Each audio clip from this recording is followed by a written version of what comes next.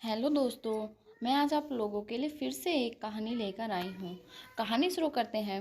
पहला प्यार और बलात्कार।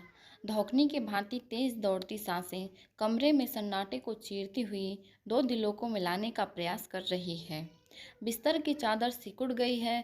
बिस्तर पर पड़े सुहाग के कपड़े नीचे गिर गए। यह वह समय जब मदहोशी में इंसान सब भूल जाता है। प्रेम क्रीड़ा पूर्ण हुई। मध्यम रोशनी में रजत ने कपड़े उठाए, सुहाग का जोड़ा अच्छिता पर डाला, खुद कपड़े पहन 10वें माले पर बने फ्लैट की खिड़की से बाहर के अंधकार को देखते हुए सिगरेट सुलगाई। क्या यह वही प्रेम है जिसका जिक्र पिताजी ने दलील देते हुए कहा था? शादी के बाद प्रेम हो जाएगा, बस यही पल दो पल का भौतिक सुख तो प्रेम नहीं हो सकता। अगर खूबसूरत शरीर का भक्षण करना ही प्रेम है तो मैं ऐसे प्रेम का त्याग करना सही समझूंगा। मैं रजनी को कभी भूल नहीं पाऊंगा। जो अपराध मुझसे हुआ उसका कोई प्रायश्चित हो ही नहीं सकता। रजनी और मैं पिछले 2 साल से साथ थे। एक दूसरे संग जीवन बिताना चाहते थे। हमेशा से प्रेम के दुश्मन समाज ने आज हम 3 जिंदगी को बलि चढ़ा दिया। रजनी ने फांसी लगा ली और अच्छिता जिसका कोई दोष नहीं, वो बेवजह इन सब में अपना जीवन होम कर डालेगी, क्योंकि मैं उसको कभी दिल से अपना नहीं पाऊंगा। शादी के बाद यह एक साथ हमारी पहली रात है। उसको अपनाने का प्रयास किया लेकिन विफल रहा। नज़रों के सामने सिर्फ रजनी ही थी। प्रेम शारीरिक और मानसिक होता है। शारीरिक प्रेम मानसिक प्रेम में तब्दील हो ही जाता है। पुराने ज़माने में शादी पहले होती थी और प्रेम बाद में अपने आप हो जाता था। यही सब दलील देकर पिताजी और माँ ने मुझे शादी के लिए मना ही लिया। रजनी और अच्छिता में ज़मीन आसमान का अंतर है। साधारण सी दिखने वाली रजनी, अप्सरा सी दिखने वाली अच्छिता, कहा जाए तो अतिशयोक्ति नहीं होती।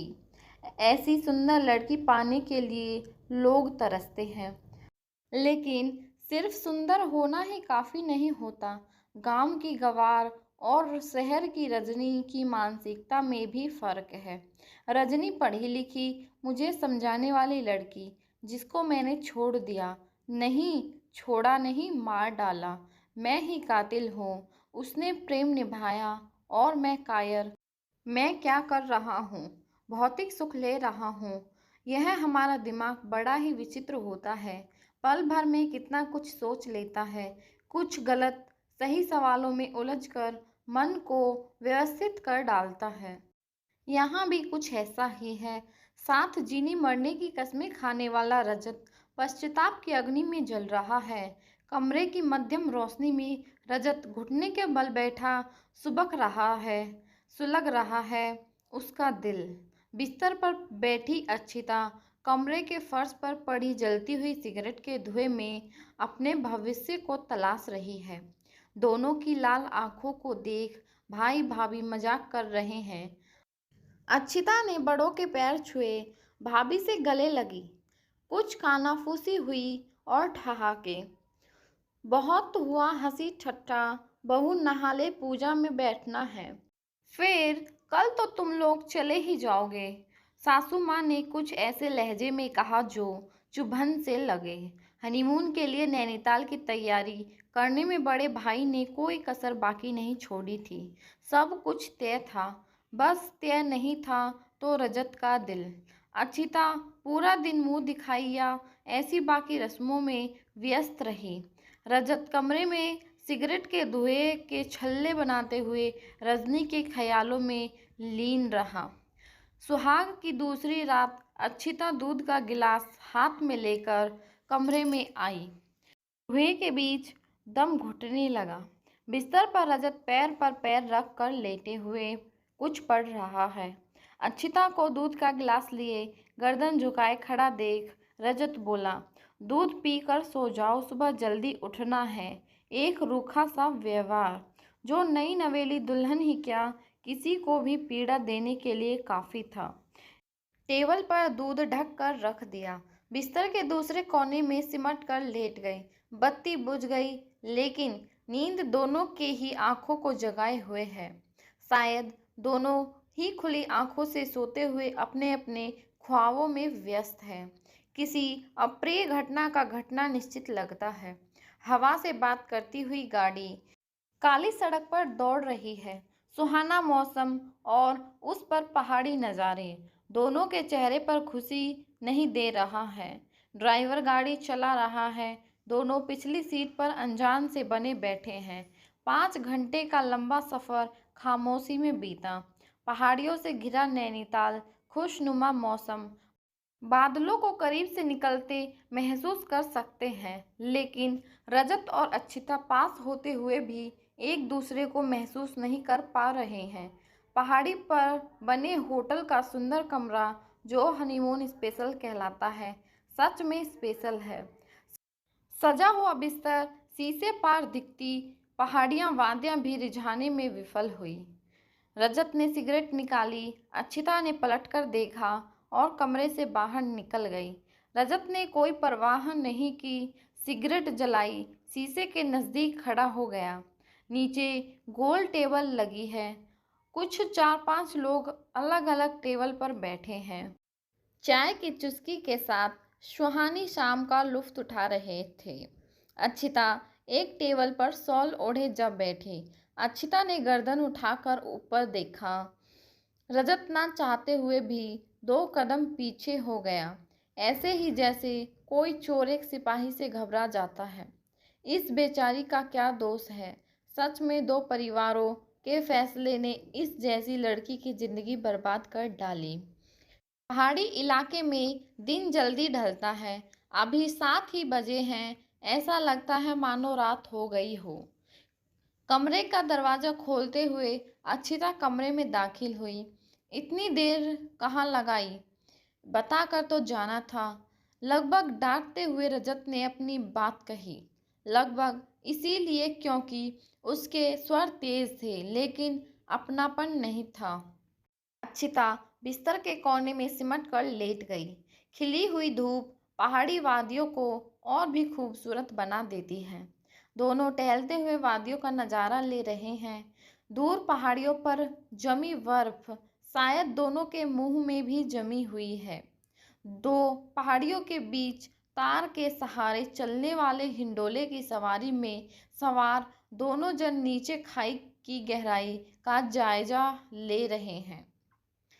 साथ जीने मरने की कस्में खाई थी, वो चली गई और मैं कायरों की तरह जी रहा हूँ। अब समय आ गया है प्यार के वादे पूरे करने का। मुझे भी मर जाना चाहिए। रजत का हाथ सेफ्टी बेल्ट पर गया। सेफ्टी बेल्ट खोलकर कूद पाता अक्षिता बोल पड़ी। जब से मेरा रेप हुआ है, तब से हमेशा आत्महत्या के ख्याल आते हैं। इस गहरी खाई को देखकर भी यही। इसके आगे वो कुछ कहती, उससे पहले रजत ने सेफ्टी बेल्ट छोड़ अक्षिता का हाथ पकड़ लिया। रेप एक ऐसा शब्द जो किसी को भी झकझोर दे। कोई व्यक्ति कैसे दरिंदा बन सकता है? ऐसी मासूम लड़की को कोई कैसे कष्ट दे सकता है? अपने आत्महत्या के ख्याल और कूदने का प्रण कर कूदने के लिए तैयार होने पर भी रजत सामान्य था, लेकिन रेप शब्द सुनते ही उसके रोंगटे खड़े हो गए। किसी और के जुर्म की सज़ा खुद को देना कायराना है। ऐसे पापी को सजा मिलनी चाहिए। खुद को मारकर ऐसे पापी को छोड़ देना पाप होगा।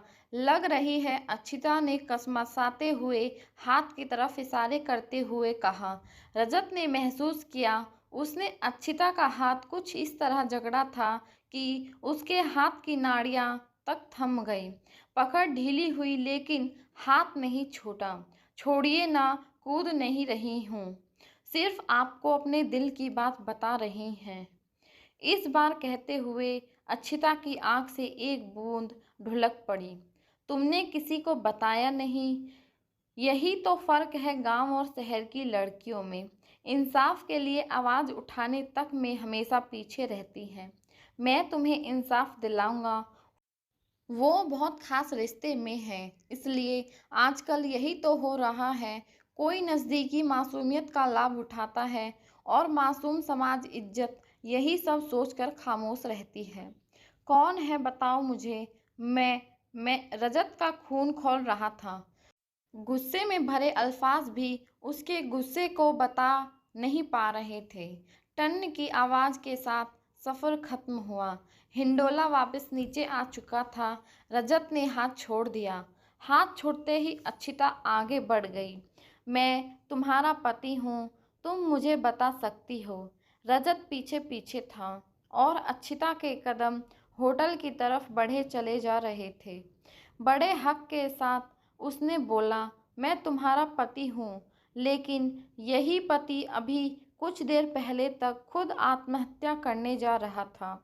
उस मासूम को एक अनजान शहर में छोड़कर होटल के अपने हनीमून स्वीट में बेड पर दोनों एक साइड पैर लटकाए बैठे हैं। रजत समझदार है, वो रिग्गी नहीं होना चाहता। वह चाहता है उसे समय मिले जिससे वह खुलकर अपनी बात कह सके। सन्नाटे को तोड़ते हुए अक्षिता बोली, क्या आप रजनी से बहुत प्यार करते हैं? पूछते हुए उसकी नज़र नीचे ज़मीन पर थी।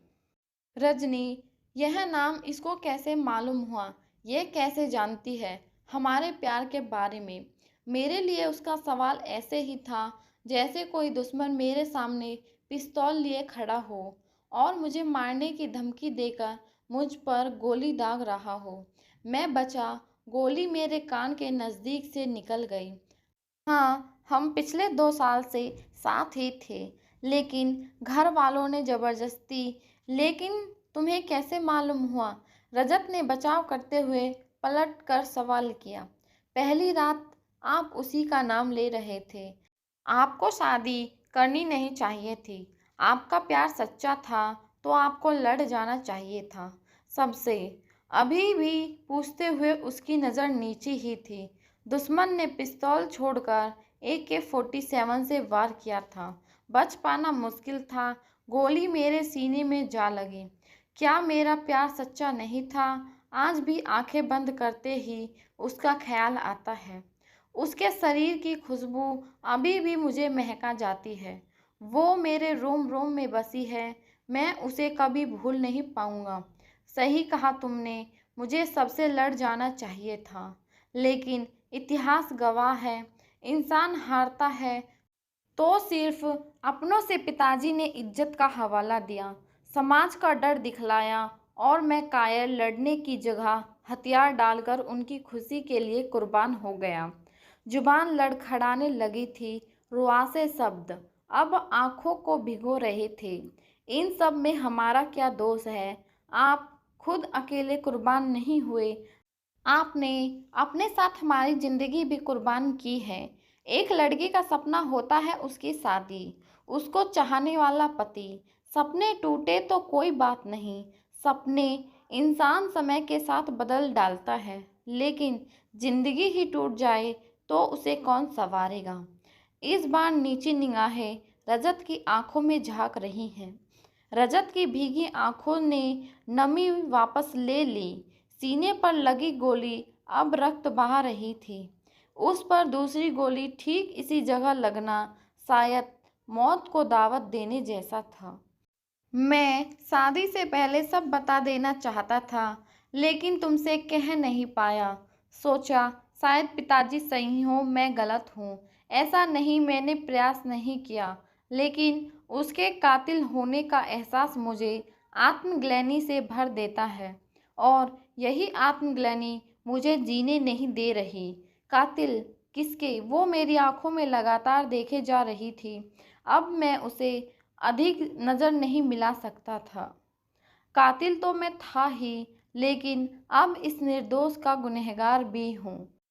मैंने नज़र नीचे की, जेब से मोबाइल निकालकर एक फ़ोटो उसको दिखाई।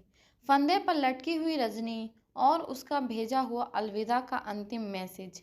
अक्षिता नज़र टिकाए फ़ोटो को देखती रही। मेरे सीने में लगी गोली को मैंने निकाल दिया। इस फोटो को देखकर शायद वो मेरे जज्बात को समझ सके। वो मुझसे बहुत प्यार करती थी। उसने हिम्मत दिखाई और मौत को गले लगा लिया। और मैं कायरो जैसे शादी करके हनीमून के लिए आया हूँ। अगर तुम उस समय वो रेप वाली बात ना कहती तो शायद मैं यहाँ बैठा नहीं होता। मैं लगभग अपनी सेफ्टी बेल्ट खोलकर कूदने ही वाला था। पिछले 2 दिनों से हिम्मत जुटा पाया हूँ, लेकिन अब तुम्हें इंसाफ दिलाकर ही मैं उसका खून कर डालूंगा जिसने तुम्हारे साथ यह करतूत की। ऐसे आदमी को जीने का कोई हक नहीं है। मरना तो था ही, उसको मार कर मरूंगा। उसका नाम बताओ, कौन है वो? रजत की आंखें लाल हो गई। उसका क्रोध सातवें आसमान पर था। अक्षिता अभी फोटो को देख ही रही थी। हम कमरे में अकेले थे, इंतजार कर रहे थे अपनी आने वाली खुशनुमा जिंदगी का। हम नहीं जानते थे जिसका इंतजार हम कर रहे हैं वो कोई इंसान नहीं, दरिंदा निकलेगा।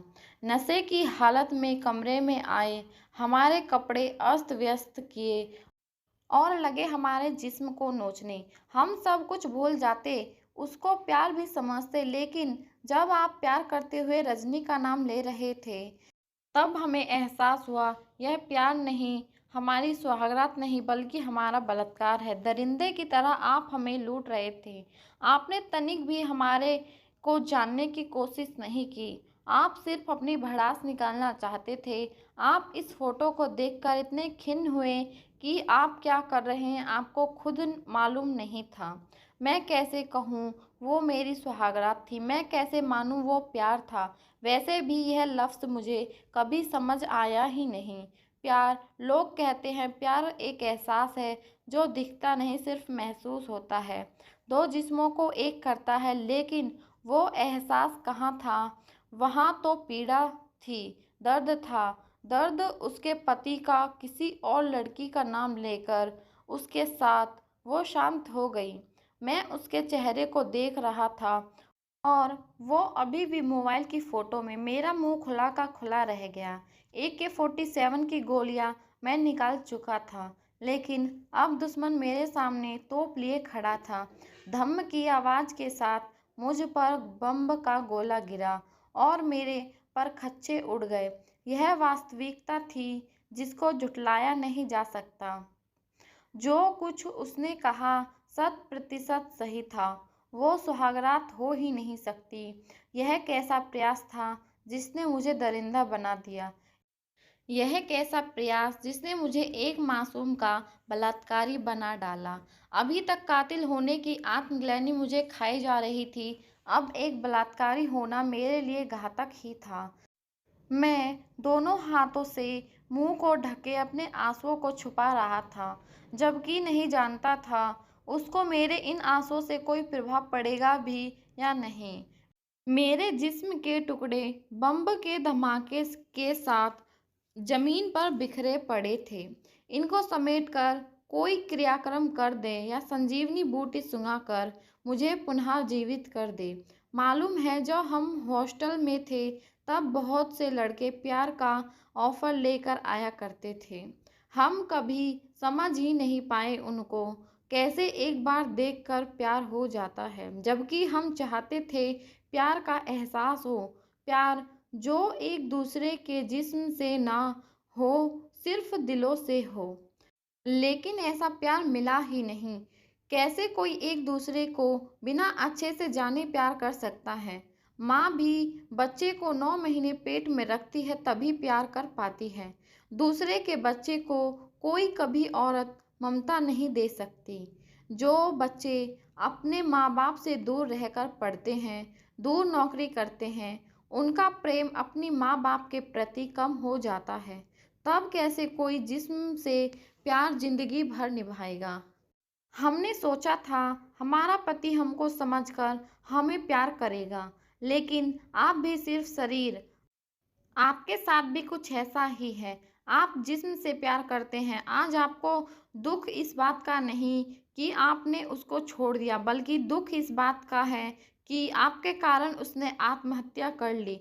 नॉर्मल भी अगर कोई किसी के लिए आत्महत्या कर ले या उसके कारण किसी की जान चली जाए तो आत्मग्लानि होना स्वाभाविक है।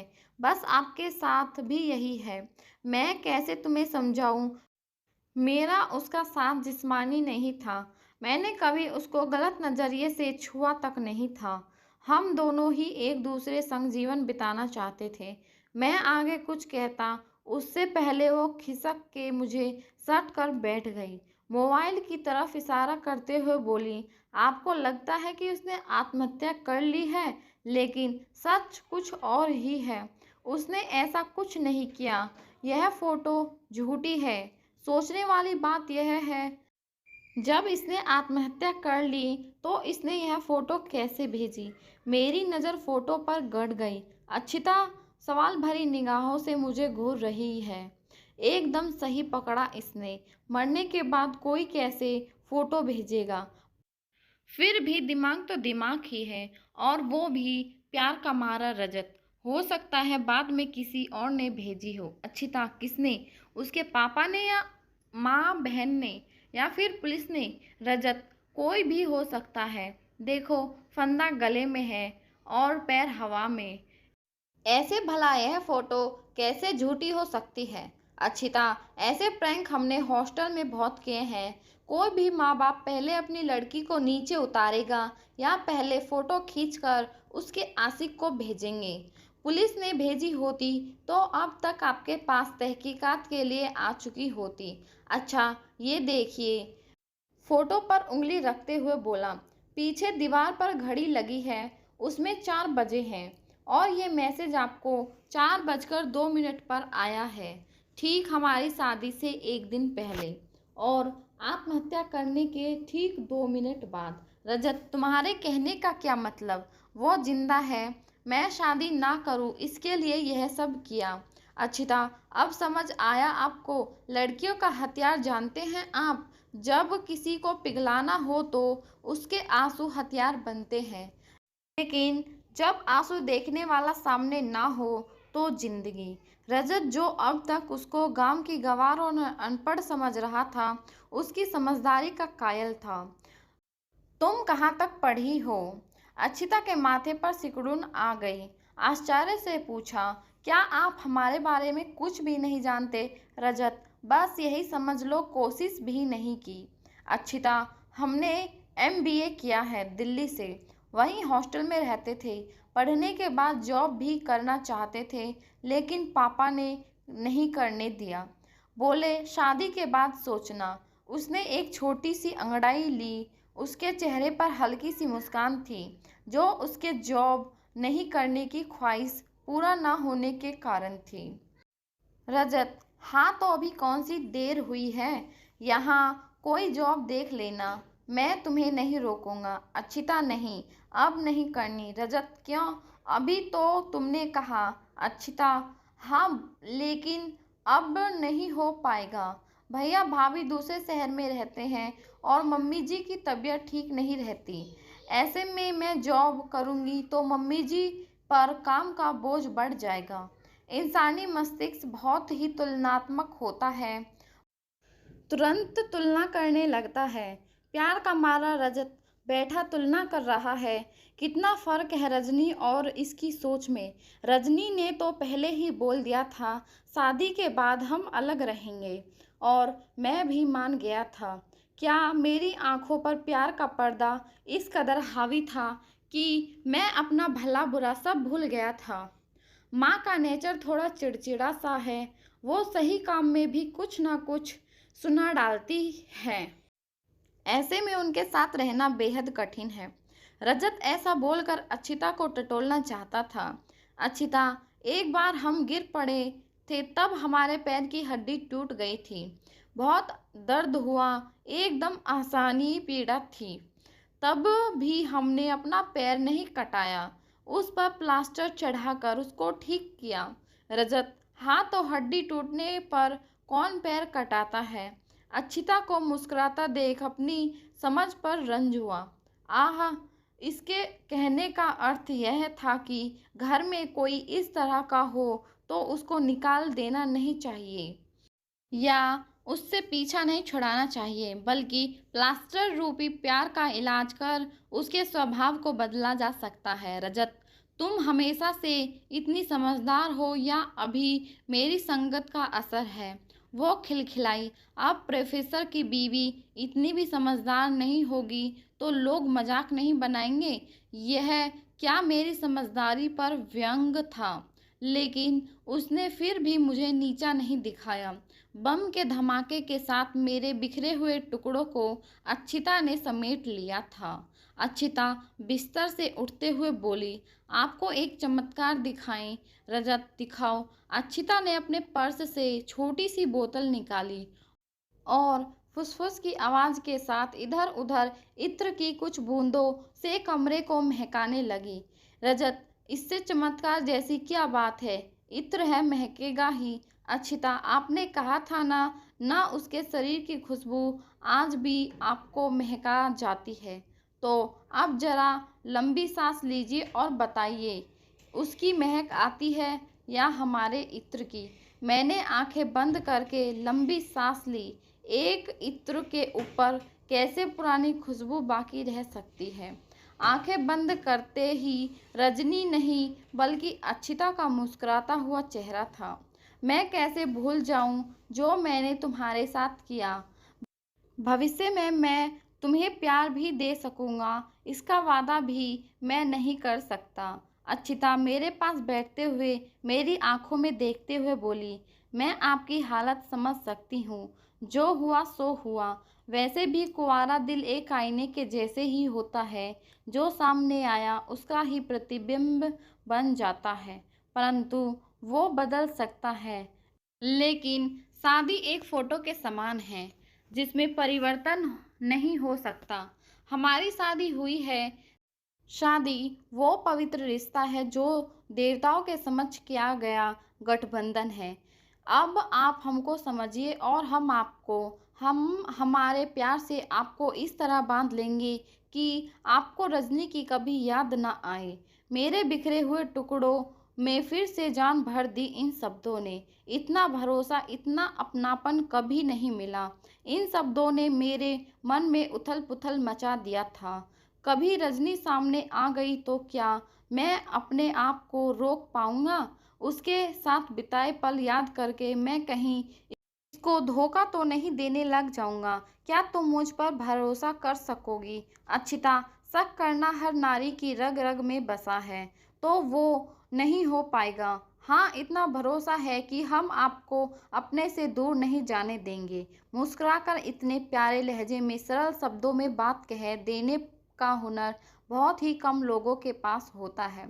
इस अंदाज ने मुझे इतना लुभाया कि मैं उसको गले लगा लेना चाहता था।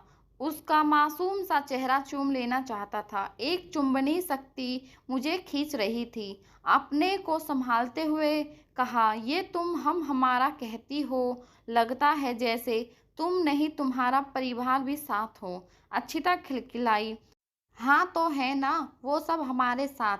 आपको अच्छा नहीं लगता तो हम अपना बोलने का सलीका बदल देंगे। बचपन की आदत है तो थोड़ा समय जरूर लगेगा। यह क्या था? कोई अज्ञात अस्त्र जिसने मुझ पर प्रहार किया था? कैसे कोई इतना मीठा हो सकता है? कैसे कोई अपनी आदत तक को विवाह के लिए बदल सकता है? क्या स्त्रियों को ही सब त्यागना जरूरी है?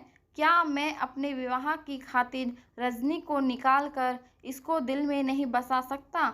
यही सब सोचते विचारते चुंबकीय शक्ति इतनी बढ़ी कि मैं अब अपने आप को रोक नहीं पाया। उससे लिपट गया। कमरे में फैली इत्र की खुशबू और उसका मखमली बदन मुझे मदहोश करने लगा। उसके हाथ मेरी कमर पर थे। उसका विरोध न करना मेरी उत्तेजना को बढ़ा रहा था। कपड़ों ने सरकना शुरू कर दिया। चुंबनों की बाढ़ आ गई। यह पहले प्यार का एहसास था जो सुहागरात के एहसास से कहीं अधिक था। यहाँ संतुष्टि थी। मेरे मन में रजनी का ख्याल कोसों दूर तक नहीं था। बाहों में समाई सिर्फ अच्छिता थी। कमरे के ठंडे तापमान को हमारे शरीर की गर्मी गर्म कर रही थी। उसकी बंद आंखों में संतुष्टि का भाव देख पा रहा था। यह बलात्कार नहीं, पूर्ण प्रेम था। शादी के 8 साल बीत गए। रजनी का ख्याल कभी नहीं आया। 6 साल का बेटा बंटी जीवन में आ चुका था। अच्छिता ने घर बहुत अच्छे से संभाल रखा था। छोटी मोटी नोक झोंक चलती रहती है, लेकिन उनमें कभी प्यार छुपा होता है। प्रत्येक नोक झोंक के बाद आकर्षण और भी अधिक बढ़ जाता है। यही सब तो जीवन का आनंद है। तुम ही आती हो बेमतलब मुझे छुट्टी करनी पड़ती है। बाथरूम से निकलकर तौलिए से सर को रगड़ते हुए कहा, अच्छिता, हमेशा हम ही जाते हैं, आज आप जाइए। जानिए तो आपका बेटा क्या गुल खिला रहा है स्कूल में। आज बंटी के स्कूल की पीटीएम है। प्रोफेसर होने के बावजूद आज भी स्कूल की टीचर से मिलना मुझे मेरे स्कूल की क्रू टीचर की याद दिलाकर मुझे डर का एहसास कराता है। अनमने मन से मैं बंटी का हाथ पकड़े स्कूल के कॉरिडोर में दरवाजे पर पड़े नंबरों को देखता जा रहा हूँ। बंटी उछल उछल कर चल रहा है। वो खुश है। आज उसके पापा साथ आए हैं। कमरा नंबर 135 के आगे मेरे कदम रुक गए। यह बंटी की क्लास का रूम है। सामने लंबे सुलझे बालों वाली उसकी टीचर रजिस्टर में कुछ लिख रही है। मेरे कदम वापस हो गए। मैं मुड़ा ही था कि प्रिंसिपल ने मुझे पहचानते हुए कहा, बंटी का क्लास रूम यही है। मिस रजनी से मिलिए, हमारी बेस्ट टीचर। रजनी खड़ी हो गई। वो मुझे देखकर ऐसे सकपका गई जैसे मैं उसका चमकता हुआ चेहरा, माथे पर बड़ी सी बिंदी जो वो हमेशा से लगाती थी। रजनी, हमारे शहर के नामी प्रोफेसर हैं ये। ध्यान रखना, देखना कोई तकलीफ ना हो। प्रिंसिपल ने निर्देश दिया और चली गई। रजनी और मैं खड़े एक दूसरे को देख रहे हैं। बंटी ने मेरा हाथ खींचते हुए ध्यान भंग किया। पापा, मैडम को गुड मॉर्निंग तो बोलिए। रजनी बड़ा ही नटखट और समझदार है, आइए बैठिए ना। रजनी कुर्सी पर बैठ गई। सामने छोटी बच्चों के बैठने की बेंच पर बंटी और मैं। अच्छिता से कितनी ही बार मिली, नहीं जानती थी कि वो तुम्हारी कभी याद नहीं आई मेरी। वो अपलक मेरी आंखों में देख रही थी। झूठ बोल नहीं सकता था, इसलिए बात तो बदल देना उचित समझा। वो फोटो और अलविदा का मैसेज देख मैं समझा, अगर उस दिन तुम बुलाती तो मैं ज़रूर आता। छोड़ो ये पुरानी बातें, ये बताओ कहाँ हो आजकल? शादी वादी हुई या नहीं? कहते हैं ना, गड़े मुर्दे और पुरानी बातों को जितना कुरेदा जाए बदबू ही आती है। इसलिए मैंने माहौल नरम बनाने की कोशिश की। जिस लड़की को तुम जैसे लड़के ने छोड़ दिया, उसे कौन अपनाएगा? या यूं कहो, कोई मिला ही नहीं तुम्हारे जैसा। उस दिन दम निकलने से पहले घर वालों ने मुझे बचा लिया, तभी आज मैं सामने बैठी हूँ। वो अभी भी मेरी आंखों से आंखें मिलाकर बात कर रही थी। उसके बोलने का अर्थ कुछ ऐसे था कि मैंने प्यार में बेवफाई की और वो अभी तक मेरे प्यार में किसी दूसरे को पसंद नहीं कर पाई। बंटी पढ़ने में कैसा है? मैंने सवाल बदला। रजनी, एकदम तुम पर गया है।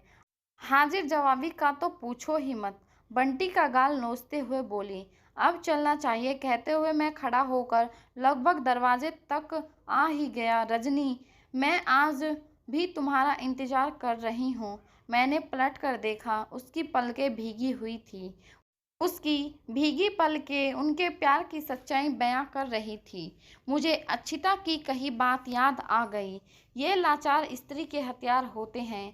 देरी किए बिना मैंने पलटते ही कहा, रजनी, बंटी मुझ पर नहीं अच्छिता पर गया है। मैं तो कभी हाजिर जवाबी था ही नहीं। इतना समझदार होता तो आज तुम्हारे साथ होता, अच्छिता के नहीं। इतना कहकर मैं कमरे से बाहर निकल गया। मैंने पलटकर देखना भी सही नहीं समझा। समझदार को इशारा ही काफ़ी होता है। मेरी कही बात शायद वो भी समझ गई होगी। मुझे पिताजी की कही बात याद आ रही थी। वो लड़की तेरे लायक नहीं थी और प्यार का क्या है, वो तो शादी के बाद भी हो जाएगा। आज बाप बनने के बाद समझ आया है, कोई भी पिता अपनी औलाद का बुरा नहीं सोचता, उसके बेहतर जीवन के लिए निरंतर प्रयास करता है। जिस पिता को उस समय मैं अपना दोषी समझता था, आज उनकी कहे एक एक शब्द सही लग रहे हैं। घर पहुंचा तो कमरे में अक्षिता बिस्तर पर कपड़ों की तह बनाकर अलमारी में रख रही है। जानती हो बंटी की टीचर कौन है? अक्षिता, हाँ रजनी मैडम है ना। उसका ध्यान कपड़ों की तह बनाने में था। रजत, वो और कोई नहीं, वही रजनी है। अक्षिता, हाँ मैं जानती हूँ, वही आपकी वाली रजनी। इस बार कपड़ों की तह बनाते हुए उसने नज़र उठाकर मेरी तरफ देखा। रजत, फिर भी तुमने मुझे स्कूल भेज दिया, तुम्हें डर नहीं लगा? अक्षिता, डरना क्यों है? उसने भौं सिकोड़ते हुए पूछा। रजत, वो आज भी मेरा इंतजार कर रही है, अगर मेरे कदम बहक जाते तो। अक्षिता, पहला प्यार है, आसानी से जाने वाला थोड़े ही है। वो आज भी तुमसे प्यार करती है, मैंने देखा है उसकी निगाहों में। बहुत अच्छी लड़की है, लेकिन अगर आज भी आप उससे नहीं मिलते तो वो अपना भविष्य नहीं बना पाती। आज आपके वापस आ जाने से उसको महसूस हो चुका होगा कि उसे भी घर बसा लेना चाहिए। रजत, वो सब ठीक है, लेकिन मैं उसके आंसू देखकर पिघल जाता। तुम्हें छोड़ के उसके संग मैं आगे कुछ बोल पाता? वो मेरे करीब आ चुकी थी और मेरे मुंह पर हाथ रखकर आगे के शब्द रोक दिए। बाहों का हार गले में डालकर मेरे कान में फुसफुसाई। हम उस देश की नारी हैं जहाँ सावित्री जैसी स्त्री जन्मी है, जिन्होंने यमराज से भी अपने पति को छुड़ा लिया था। ये तो फिर भी एक शब्द अधूरे रह गए। माँ की आवाज़ आई। अच्छी कहाँ मर गई? चिल्लाते हुए बोली। माँ जी मरे नहीं हैं, आ रहे हैं। कान में फुसफुसाई। हम मरने वालों में से नहीं हैं, मारने वालों में से हैं। वो दौड़ गई माँ की आवाज़ की तरफ। मैं बिस्तर पर बैठ गया, पैर लटके हुए थे, ऐसे ही पीछे ढुलक गया। आंखें बंद की तो दोनों के चेहरे सामने थे। एक तरफ भीगी पलकें लिए रजनी, दूसरी तरफ आत्मविश्वास से भरी हुई अक्षिता। मेरी पत्नी, जिसने मेरे पहले प्यार को हरा दिया। बंटी मेरी छाती पर चढ़ बैठा। पापा चलो ना, कहीं घुमाने ले चलो। कमरे में दाखिल होती हुई अक्षिता, छोड़ना मत बेटा। जब ना माने। हंसी ठहाकों से कमरा गूंज रहा था। क्या यही खुशहाल ज़िंदगी मुझे रजनी के साथ मिल सकती थी? दोस्तों, अगर आपको हमारी कहानी अच्छी लगी है तो प्लीज़ ज़्यादा से ज़्यादा लाइक करें, शेयर करें और कमेंट करके बताएं कि आपको हमारी कहानी कैसी लगी। और हमारे चैनल को ज़्यादा से ज़्यादा सब्सक्राइब करें। गाइस प्लीज़ सपोर्ट करो। प्लीज़, आप लोग चैनल को सब्सक्राइब नहीं करते, प्लीज़ गाइस थोड़ा सपोर्ट करो। हमारे चैनल को ज़्यादा से ज़्यादा सब्सक्राइब करो, वीडियो को ज़्यादा से ज़्यादा शेयर करो। धन्यवाद।